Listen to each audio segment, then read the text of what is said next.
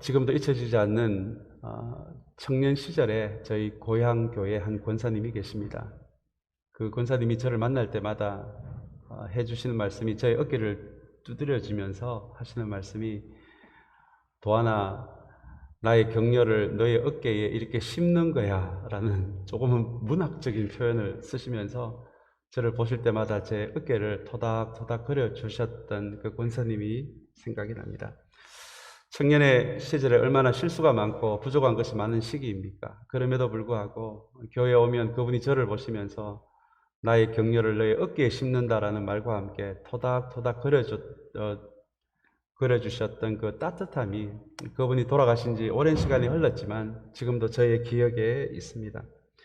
이렇게 진심 어린 격려는 이렇게 오래 기억이 되는 것 같습니다.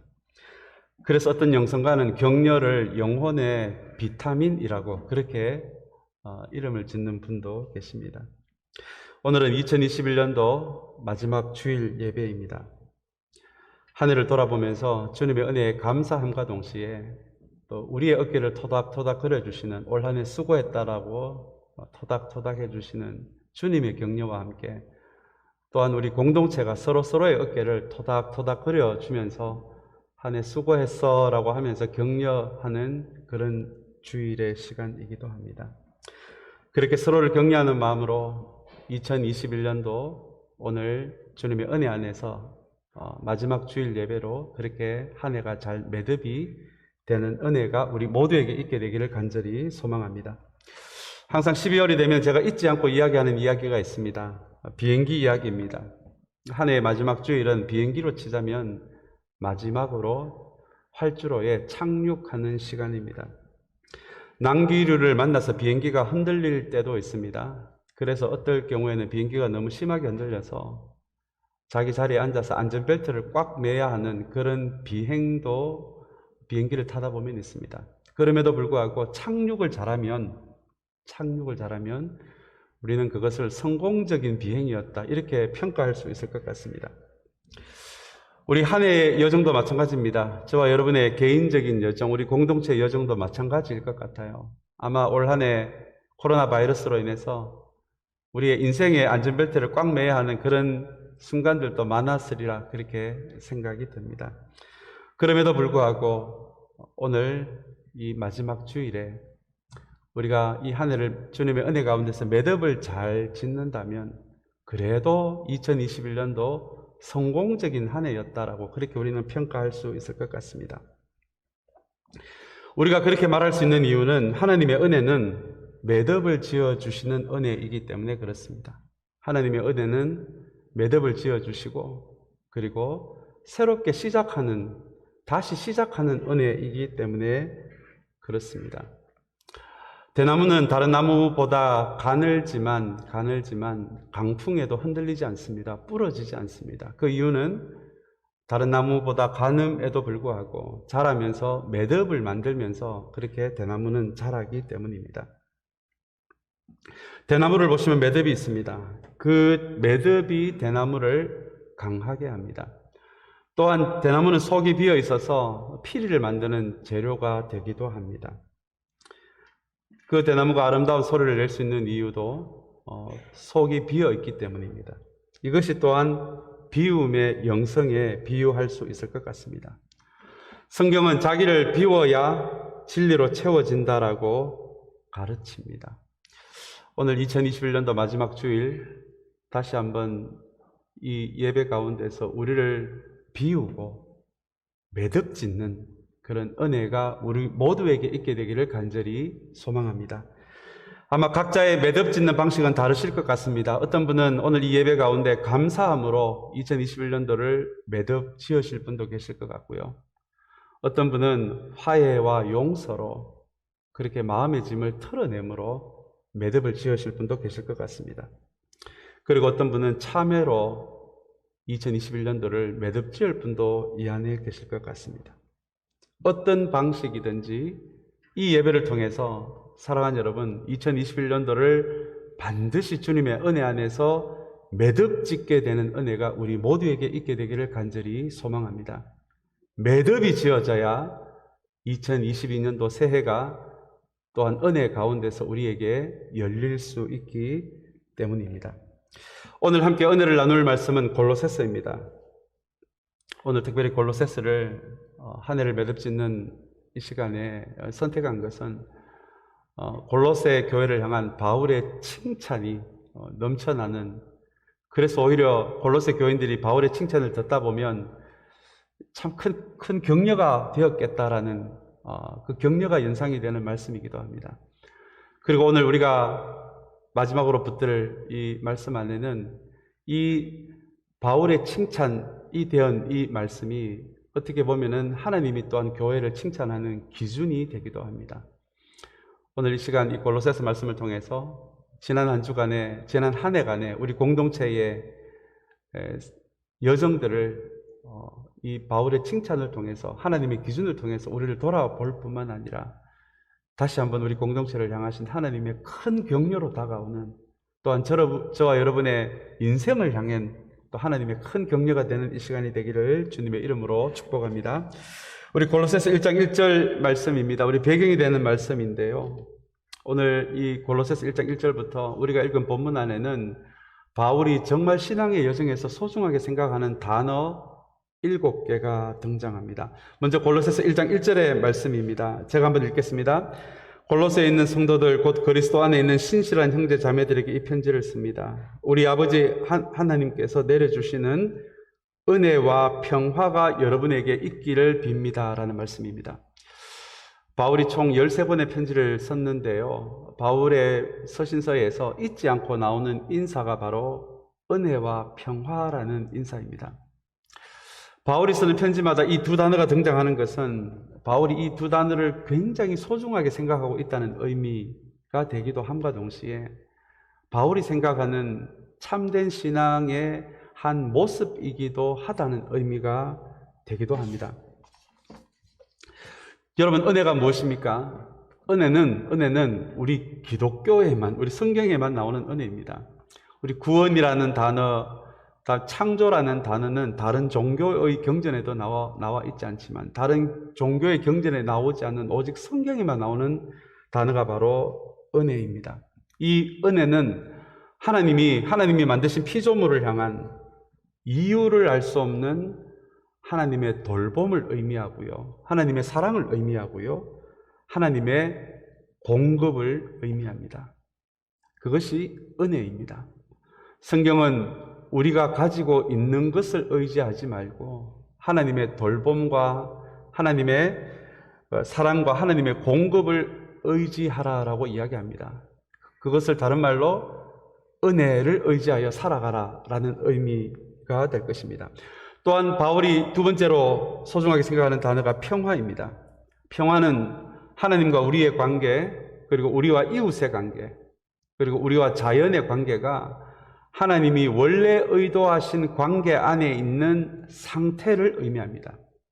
모든 것이 하나님이 의도하신 그 올바른 관계 안에 있는 그 상태를 성경은 평화라고 이야기합니다. 만약에 우리 참사랑 교회 공동체가 하나님과의 관계가 올바른 관계라면, 그리고 우리 공동체 안에서 서로의 관계가 하나님이 의도하신 올바른 관계라면, 그리고 하나님이 창조하신 자연을 올바르게 돌보고 가꾸고 보호하는 공동체라면, 오늘 이 성경의 기준대로 말하자면 우리 공동체 안에 하나님의 평화가 다스리고 있는 것입니다. 성경은 그것을 평화라고 합니다.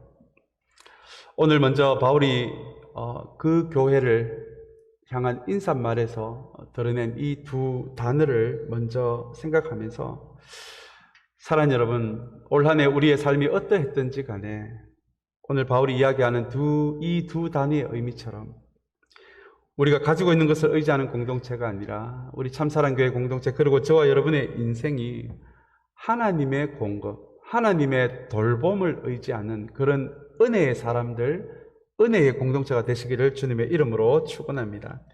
그리고 또한 더불어서 오늘 이 평화라는 단어가 우리에게 주는 의미처럼 우리 공동체가 하나님과 올바른 관계를 만들어가는 공동체가 될 뿐만 아니라 우리 공동체 안에서 서로의 관계도 하나님이 원래 의도하신 그러한 아름다운 관계를 만들어 나가는 또한 평화의 공동체가 되기를 간절히 소망합니다.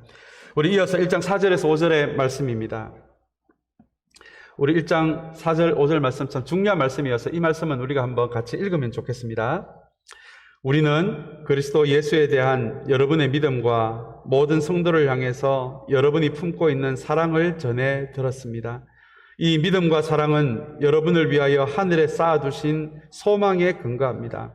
이 소망은 여러분이 진리의 말씀 곧 복음을 받아들일 때에 이미 들은 것입니다. 우리 은혜와 평강에 이어서 바울이 또한 정말 소중하게 생각하는 세 가지 단어가 더 등장하는데요. 그 단어가 바로 우리에게 익숙한 믿음, 소망, 사랑입니다. 바울이 이 세 단어를 얼마나 소중하게 생각했는지를 보여주고 있는 것이 여러분 로마서입니다. 로마서 전체가 이 믿음, 소망, 사랑이라는 주제로 쓰여졌다는 것을 여러분 알고 계십니까? 우리 크게 본다면 로마서 1장에서 4장은 믿음의 이야기이고요. 9장부터 11장까지는 사랑 이야기입니다. 그리고 12장에서 16장까지는 소망에 대한 이야기로 그렇게 바울은 믿음, 소망, 사랑이라는 이 세 단어로 로마서 전체를 기록할 정도로 이 세 단어를 우리의 신앙의 여정에서 너무너무 소중하게 생각을 했던 것이죠. 이 믿음, 소망, 사랑이 신앙의 본질이라고 우리가 이렇게도 이야기를 할 수 있을 것 같습니다. 여러분, 본질이 무슨 의미입니까? 신앙의 본질이라는 말은 이것이 없으면 신앙이 아니고 교회가 아니라는 의미입니다. 우리 참사랑 교회 안에 믿음, 소망, 사랑이 없다면 교회가 될 수 없을 것입니다.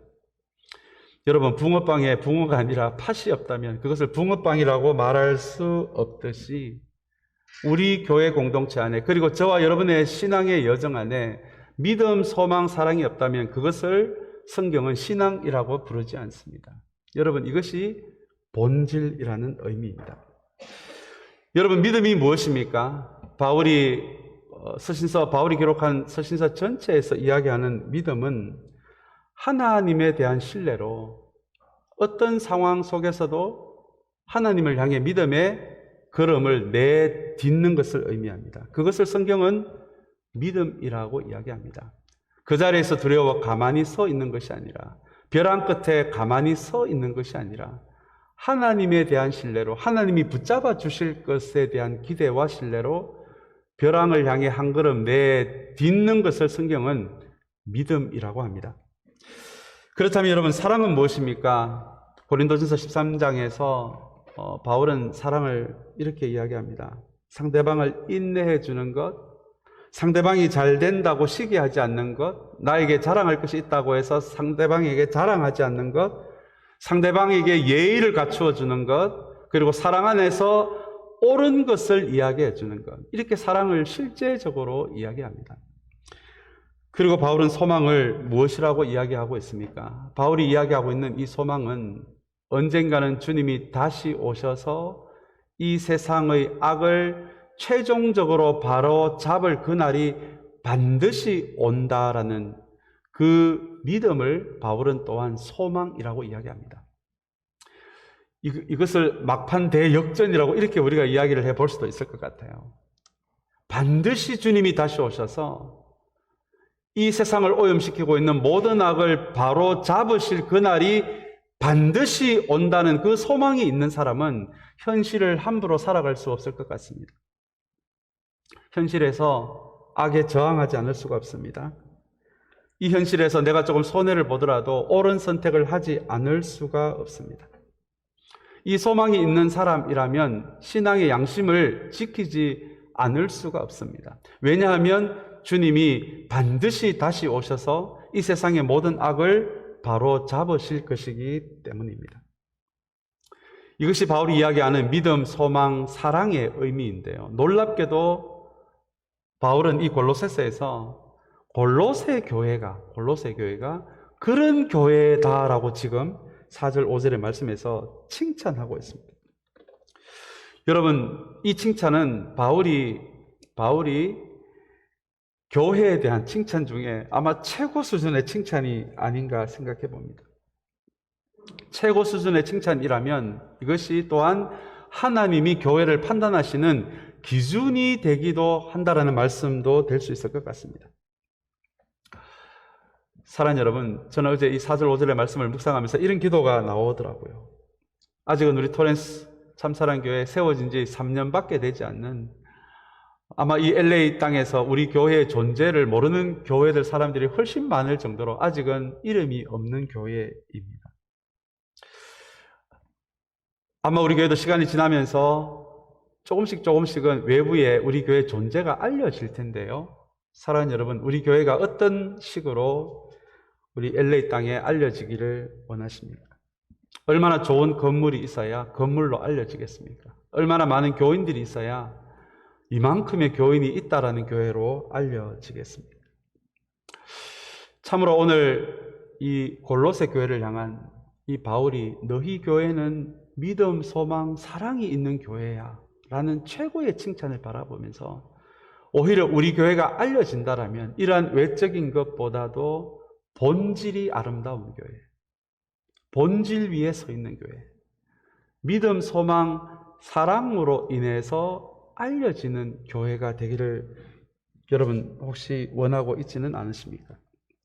저 교회 교인들은 믿음이 무엇인지 알아. 저 교회 교인들은 사랑이 무엇인지 알아. 저 교회를 가니 내가 존중받는 느낌이 들어. 나 한 사람이 굉장히 소중한 존재라는 느낌을 가지게 하는 교회야. 저 교회는 소망이 뭔지 알아서 저 교회 교인들은 신앙의 양심이 아름다운 교회야. 손해를 보더라도 옳은 것을 선택할 줄 아는 교회야. 어려움이 있어도 믿음의 걸음을 한 걸음 내디딜 줄 아는 교회야. 사랑하는 여러분, 우리 교회가 만약에 그런 칭찬을 들을 수 있다면, 그리고 그것으로 우리 교회가 알려진다면 오늘 바울이 골로새 교회를 향한 그 본질이 아름다운 교회야, 너희 교회는 본질이 아름다운 교회야 라는 칭찬이 될 것입니다. 오늘 우리 교회가 세워진 지 3년째 되는 해인데요, 여러 가지로 많은 은혜를 주셔서 평안하게 지금까지도 주의 은혜로 왔습니다. 우리 내년 한 해도 우리 성부성자 성령께서 우리 교회를 이끌어 가실 텐데요, 오늘 이 4절 5절의 말씀을 대하면서 사랑하는 여러분, 우리 모두도 성부성자 성령과 함께 우리 교회가 다른 것으로 알려지는 것이 아니라 우리 교회가 본질이 아름다운 교회가 되어서 저 교회는 믿음과 소망과 사랑이 강한 교회야, 그런 교인들이 그런 모습으로 나아가기 위해서 몸부림치고 노력하고 기도하는 교회야. 사랑하는 여러분, 우리 교회가 그렇게 알려지게 되기를 주님의 이름으로 축복합니다. 이제 이어서 우리 골로새서 6절의 말씀입니다.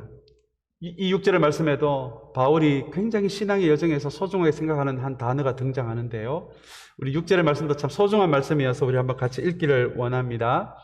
이 복음은 온 세상에 전해진 것과 같이 여러분에게 전해졌습니다. 여러분이 하나님의 은혜를 듣고서 참되게 깨달은 그날로부터 여러분 가운데서와 같이 온 세상에서 열매를 맺으며 자라고 있습니다. 여러분, 이 6절에서 바울이 은혜, 평강, 평화, 그리고 믿음, 소망, 사랑에 이어서 우리 6번째로 굉장히 소중하게 생각하는 단어가 나오는데요, 그 단어가 바로 열매입니다. 일전에 한번 구원에 대해서 여러분에게 말씀을 드리면서 구원이 우리의 신앙의 최종 목적이 아니라고 말씀을 드렸습니다.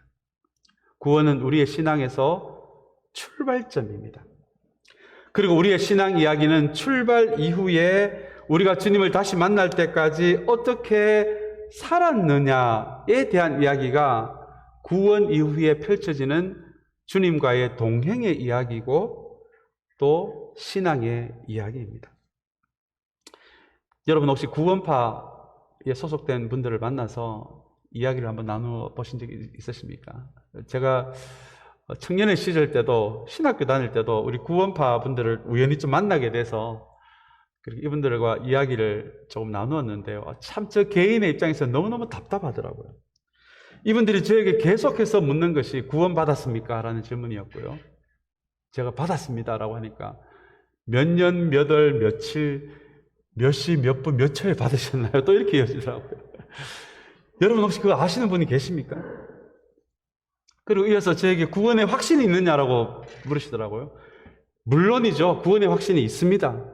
그러면 그 확신이 몇 년, 몇 월, 며칠, 몇 시, 몇 분에 또 가지게 됐냐라고 물으시더라고요. 처음부터 끝까지 이 구원 이야기만 하는 것이 제 개인적으로는 저에게 얼마나 많이 답답했는지 모릅니다. 여러분, 구원 이야기가 중요하지 않다는 의미가 아닙니다. 얼마나 소중한 이야기입니까? 우리의 신앙의 출발점이잖아요. 구원 없이 어떻게 우리의 신앙이 출발이 되겠습니까? 그러나 여러분, 성경 전체, 그리고 우리가 오늘 방금 읽은 6절의 말씀에 의하면 구원 이후에 무엇이 이어지냐 하면 열매 맺는 이야기가 이어집니다. 6절에 보시면 복음이 여러분들 속에서 온 세상에서 저와 여러분의 개인적인 삶뿐만 아니라 이 복음은 하나님의 능력이고 하나님의 세상이 그 안에 있어서 믿음으로 복음을 받아들인 사람의 삶에 이 생명 있는 복음 자체가 역사를 해서 여러분들의 삶에도 열매를 맺게 되어 있고, 그리고 이 복음이 온 세상에 퍼지면서 온 세상 가운데서도 열매를 맺으며 자라고 있다라고 이야기합니다. 먼저 바울이 왜 열매라는 단어를 썼는지를 제가 조금 생각해 보았습니다. 이 복음을 받아들이면 너희에게 많은 이익이 생긴다. 너희들의 삶이 다 잘 될 것이다. 모든 면에서 유리해질 것이다. 그런 단어를 쓰지 않고 복음이 우리 가운데 역사를 하기를 시작하면 우리의 삶이 열매를 맺게 되어 있다. 구원 이후에. 그렇게 바울은 이 열매라는 단어를 사용합니다. 우선 여러분, 이 열매가 무엇인지를 깨닫기 전에 이 신앙에서 열매를 맺는 시스템을 우리가 이해할 필요가 있습니다. 여러분, 열매는 사과 자신이 자신을 맺게 하는 것이 아닙니다. 이 과일 나무의 뿌리가 생명이 되는 물에 연결이 되어 있을 때 시간이 지나면 가지에 맺게 되는 것이 열매입니다. 그래서 여러분, 바울이 이 열매 이야기를 신앙과 연관해서 열매를 이야기할 때마다 반드시 이야기하는 두 가지가 있는데, 한 가지가 하나님의 말씀이고 또 다른 한 가지는 성령님입니다. 이것이 의미하는 것은 열매는 내가 맺는 것이 아니라, 사과가 이제 내가 좀 맺어져야지 하고 사과를 맺게 하는 것이 아니라, 나무의 뿌리가 물에 닿아 있을 때 열매가 맺어지는 것처럼 우리 영혼의 뿌리가 하나님 말씀에 연결되어 있을 때, 성령님과 동행하게 될 때 내가 맺는 것이 아니라 그렇게 생명에 연결되어 있기 때문에 저절로 드러날 수밖에 없는 것이, 그것이 열매라는 이 열매를 맺는 시스템을 우리가 먼저 이해할 필요가 있습니다. 여러분, 성령과 동행한다라고 할 때 이 동행이 무슨 의미입니까? 함께 한다는 것입니다. 의지한다는 것입니다. 그리고 묻는다라는 의미가 있습니다. 그래서 구약에서 이야기하는 동행과 믿음의 의미는, 한 가지 의미는 묻는다입니다. 아브라함이 고향을 떠나서 장소로 옮겨질 때마다 계속 묻잖아요. 하나님, 그 다음 내가 가야 할 곳은 어디입니까? 믿음의 조상 아브라함을 통해서, 그 여정을 통해서 우리에게 가르쳐주는 동행, 믿음의 한 모습이 여러분 계속 묻는 것입니다. 하나님께 묻는 것이 믿음입니다. 만약에 우리에게 벌어지는 어떤 일들 가운데 내가 하나님께 묻지 않고 그냥 자동으로 나의 익숙한 방식으로 일을 처리하는 것이 내가 익숙한 사람이라면 여러분, 이 매듭짓는 자리에서 한번 심각하게 돌아보셔야 합니다. 왜냐하면 하나님께 믿음이 없는 사람은 결코 하나님께 묻지 않기 때문입니다. 그래서 하나님께 믿음이 있는 사람의 분명히 드러날 수밖에 없는 한 증거는 좋은 일이 있을 때마다, 나쁜 일이 있을 때마다 하나님께 묻습니다. 하나님, 내가 어떻게 해야 합니까? 어떤 선택을 하기를 원하십니까? 어떤 방향으로 가기를 원하십니까? 성령님과의 동행도 마찬가지입니다. 성령님, 나에게 이런 일이 벌어졌는데 이걸 어떻게 결정하기를 원하십니까? 어떤 방향으로 가기를 원하십니까? 내가 어떤 선택을 하기를 원하십니까? 그렇게 내 영혼의 뿌리가 말씀에 연결된 채로 성령님께 계속 이런 묻는 신앙이 될 때 나에게 저절로 맺어질 수밖에 없는 것이, 여러분, 그것이 오늘 바울이 우리에게 이야기하고 있는 구원 이후에 열매 맺는 신앙입니다. 열매는 내 머리로 맺는 것이 아닙니다. 내 힘으로 맺는 것이 아닙니다. 만약에 저와 여러분들의 신앙이 묻지 않는 여정이 된다면 결코 바울이 이야기하는 이 열매가 맺어질 수가 없다는 것을, 여러분 오늘 이 한 해를 매듭짓는 이 시간에 과연 2021년이 나에게는 구원 이후에 열매 맺는 신앙이었는지를 돌아보는 한 중요한 지점이 되기를 바랍니다. 그렇다면 여러분, 열매가 무엇입니까? 바울이 이야기하고 있는 이 6절에서 이야기하고 있는 열매가 무엇입니까? 우선 바울이 기록한 서신서 전체에서 이야기하는 열매는 주님의 성품입니다. 나의 영혼의 뿌리가 말씀에 연결되어 있을 때, 성령님께 계속 묻게 될 때, 신비한 방식으로 주님의 성품이 나의 본성 안으로 들어와서 나의 본성 안에 그것이 완벽하지는 않다라고 할지라도 주님의 성품이 나의 본성을 조금씩 덮으면서 주님의 성품이 나의 삶을 통해 조금씩 드러나는 것을 성경은 열매라고 합니다. 또 한 가지 이 성경이 이야기하고 있는 이 열매는 그러한 삶을 통해서 다른 사람들에게 미치는 선한 영향력을 의미합니다. 그런 나의 삶을 통해서 누군가의 신앙이 바로 세워질 수 있다면 여러분, 그것이 열매입니다. 그런 말씀과 성령을 통해서 내가 어떤 구제를 한다면 여러분, 그 구제를 통해서 그 선한 영향력을 받게 되는 누군가가 있다면 그 사람이 열매입니다. 말씀과 성령을 통해서 복음이 전해지는 그런 선교의 역사가 일어난다면 그 선교가 내 삶의 열매가 될 것입니다. 사랑하는 여러분, 오랫동안 우리 한국교회는 크리스찬을 죽으면 천국 가는 사람, 이렇게 정의를 내리고 이 정의를 가르쳤습니다. 틀린 정의는 아닙니다. 아마 저와 여러분들이 주님에 대한 분명한 신앙의 고백이 있다면 우리의 코에 호흡이 멎었을 때, 그리고 우리의 눈을 다시 떴을 때 그것은 틀림없는 하나님 나라가 될 것입니다. 그러나 여러분, 크리스찬을 단순히 죽어서 천국 가는 사람이라고 정의를 한다면 틀린 말은 아니지만 성경 전체 메시지를 비추어 본다면 조금은 부족한 말입니다. 오늘 골로새서는 크리스찬을 구원 이후에 말씀과 성령의 뿌리를 내려 그 삶을 통해 주님을 다시 만나기 전까지 그 삶의 열매를 맺는 사람이라고 그렇게 성경은 정의를 내립니다. 오늘 이 6절의 말씀을 우리가 굳게 붙들어서 사랑하는 여러분, 올 한 해를 마무리 짓는, 매듭 짓는 이 한 해, 그리고 이제 다음 주면 다가올 새해에 대한 소망을 품으면서 사랑하는 여러분, 다른 어떤 소망이 아니라 주님, 2022년도에는 제가 열매 맺는 사람이 되게 하여 주시옵소서.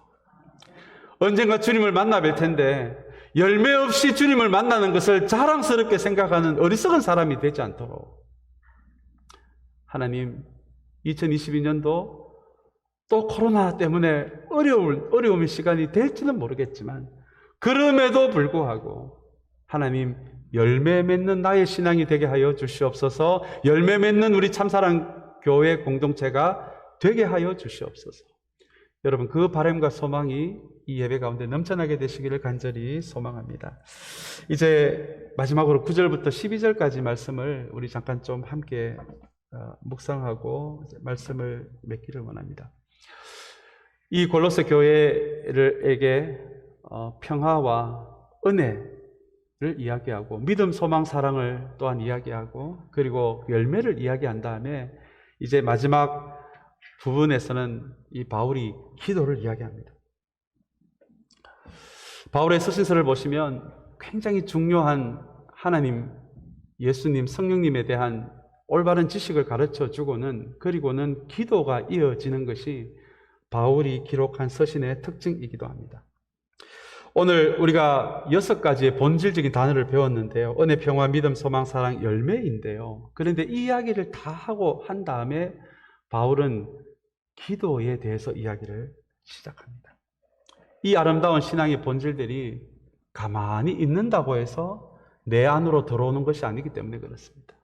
가만히 있는다고 해서 우리 공동체에 저절로 자리 잡는 것이 아니기 때문에 그렇습니다. 여러분, 신앙이라는 건물을 한번 지금 머리로 상상을 해 보시기를 바랍니다. 평생 동안 우리는 신앙이라는 건물을 쌓아갈 텐데요. 오늘 바울이 소개한 이 6개의 단어가 우리의 신앙의 본질이라면 아마 우리는 평생 동안 이 6개의 단어를 쌓아가는 신앙의 6층짜리 빌딩을 쌓아간다라고 이렇게 우리가 좀 생각을 해봐도 될 것 같습니다. 그렇다면 여러분, 바울이 지금 이야기하고 있는 기도는 이 건물에서 어떤 부분을 차지할까요? 아마 이 기도는 이 6층짜리 건물이, 신앙이란 건물이 서 있는 토대가 될 것 같습니다. 터가 될 것 같습니다. 아무리 이 6개 단어가 아름다운 단어이고 신앙의 본질적인 단어라고 할지라도 이 6층짜리 건물이 터가 부실하다면, 반석이 아니라 예수님이 이야기하는 모래 같은 터 위에 이 6층의 건물이 올려진다면 아마 이 건물은 무너질 수도 있는 위험한 건물이 될 것입니다. 그렇다면 이 신앙의 본질을 가지고 칭찬을 한 다음에 바울이 기도를 하는 이유는 이 신앙의 본질은 기도 위에, 기도라는 터 위에 세워질 수 있다는 의미가 됩니다. 이 아름다운 신앙의 본질들이 나의 본질이 되기 위해서, 이 아름다운 신앙의 본질들이 우리 공동체의 본질이 되기 위해서는 우리가 기도라는 터 위에 이 본질들을 쌓아 올릴 수 있다는 의미가 됩니다. 왜냐하면 우리 안에는 자기 중심성이 있기 때문입니다. 그래서 기도는 자기 중심성과 싸우는 시간입니다. 하나님의 다스림을, 자기 중심성을 넘어서 하나님의 다스림을 구하는 시간입니다. 하나님께 묻는 시간입니다. 내가 나의 본성으로 살아가지 않고 영성으로 살아갈 수 있도록 그렇게 하나님께 엎드리는 시간입니다. 나의 인생의 경험에서 나오는 수많은 효과적인 방식들이 있지만 정말 아무것도 할 수 없는, 그런 능력 없는 사람처럼 엎드려서 하나님의 뜻을 구하고 하나님의 능력을 구하는 시간이 바로 기도의 시간이기 때문에 그렇습니다.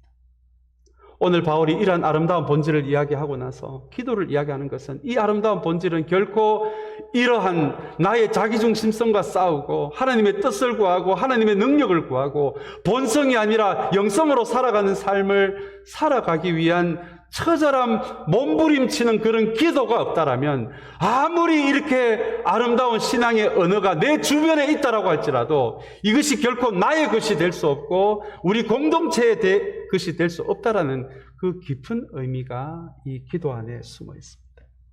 사랑하는 여러분, 한 해를 마무리 짓는 이 시간에 우리 한 해의 기도의 자리도 우리가 한번 좀 돌아보면 좋겠습니다. 여러분은 이런 기도를 신실하게 지켜왔습니다. 혹여 지켜오지 못했다면 여러분 괜찮습니다. 오늘 그 부족함대로 주님의 은혜 안에서 잘 매듭을 지으시고 주님이 새롭게 열어주실 이 새해에는 주님, 이제 내 삶이 이 기도 위에 신앙의 건물들을 잘 세워갈 수 있는 그런 신앙의 사람이 되게 하여 주시옵소서. 그런 공동체가 되게 하여 주시옵소서. 그런 마음이 여러분들 가운데 생겨난다면 오늘 이 예배 자리가 아름다운 신앙의 매듭의 자리가 될 것 같습니다. 이제 마지막으로 골로새 교회를 위해서 무엇을 기도했는지를 잠깐 좀 살펴보고 말씀을 맺도록 하겠습니다. 9절을 보시면 이 9절의 말씀을 한마디로 정리한다면, 마지막에 보시면 하나님의 뜻을 아는 지식을 채워주시기를 기도합니다, 빕니다라고 그렇게 골로새 교회를 기도합니다. 이 교회를 향한 바울의 기도는 우리에게 중요한 지혜 한 가지를 주는데요, 우리가 우리 교회를 위해서도 기도할 때 무엇을 위해 기도를 해야 하는지를 가르쳐 주시는 나침반 같은, 내비게이션 같은 기도가 우리 서신서의 교회를 향한 바울의 기도입니다. 근데 9절을 보시면 바울이 다른 기도를 하는 것이 아니라 이 골로새 교회가 하나님의 지식을, 이 참된 지식을 계속 배워갈 수 있는 교회가 되게 해주세요라고 기도합니다. 여러분, 호세아서 4장 6절을 보시면 호세아가 이렇게 이야기합니다. 하나님에 대한 참된 지식이 없으면 그 백성이 망한다라고 이야기를 합니다. 성경은 결코 열심이 없어서, 봉사가 없어서, 섬김이 없어서 그렇게 망한다라고 이야기를 하지 않습니다. 그거 하나하나도 참 소중한 가치이지만 성경이 이야기하는 중요한 메시지 하나는 하나님에 대한 참된 지식이 없으면 그 백성은 망한다라고 이야기합니다. 왜냐하면 참된 지식이 없는 열심이 위험하기 때문에 그렇습니다. 하나님에 대한 참된 지식이 없는 섬김이 사람을 상하게 할 수도 있기 때문에 그렇습니다.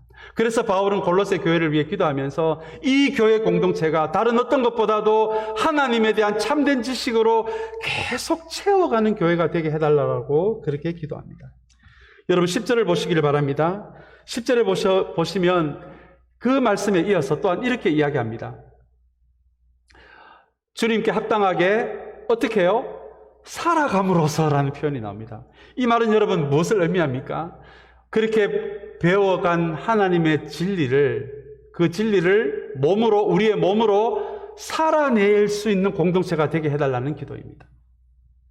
하나님의 진리에 그저 감정적으로 감동만 하고 은혜만 받는 사람들이 아니라 하나님의 참된 그 진리, 하나님에 대한 참된 지식을 우리의 삶으로도 부족하나마 조그마한 영역에서라도 살아낼 수 있는 교회가 되게 해주세요라는 것이 여러분 10절에 나오는 말씀입니다. 그리고 그 이어서 어떤 말씀이 나옵니까? 모든 선한 일에서 뭐를 맺고요? 열매를 맺고 또 열매 이야기가 나옵니다. 구원 이후에 이 골로새 교회가 하나님 열매 맺는 공동체가 되게 하여 주시옵소서. 그런 기도입니다. 그리고 11절 말씀입니다. 우리 11절 말씀은 우리 한 목소리로 우리 함께 읽기를 원합니다. 하나님의 영광의 권능에서 오는 모든 능력으로 강하게 되어서 기쁨으로 끝까지 참고 견디기를 바랍니다. 여러분 11절에 이 세상의 모든 크리스천에 대한 또 모든 공동체에 대한 하나님의 간절한 마음 한 가지가 드러나 있는데요. 그것은 우리가 강하게 되기를 원하시는 하나님의 마음입니다. 우리 대표기도 하시는 분들의 기도를 제가 지난번 교회에서도 이렇게 경험을 해보면 빠지지 않는 기도가 주님 지난 한 주간도 세상에서 이리저리 휩쓸려 살다가 그런 기도가 참 빠지지 않더라고요. 그런데 1년이 지나고 2년이 지나고 3년이 지나도 그분의 그 기도가 그게 빠지질 않더라고요. 똑같은 기도가 반복이 돼요. 근데 여러분 오늘 이 11절의 말씀을 보니까 하나님은 우리가 어떻게 되기를 원하신다고요? 강하게 되기를 원하세요. 목사님 저는 기질이 약했어요. 마음이 약했어요. 충분히 이해합니다.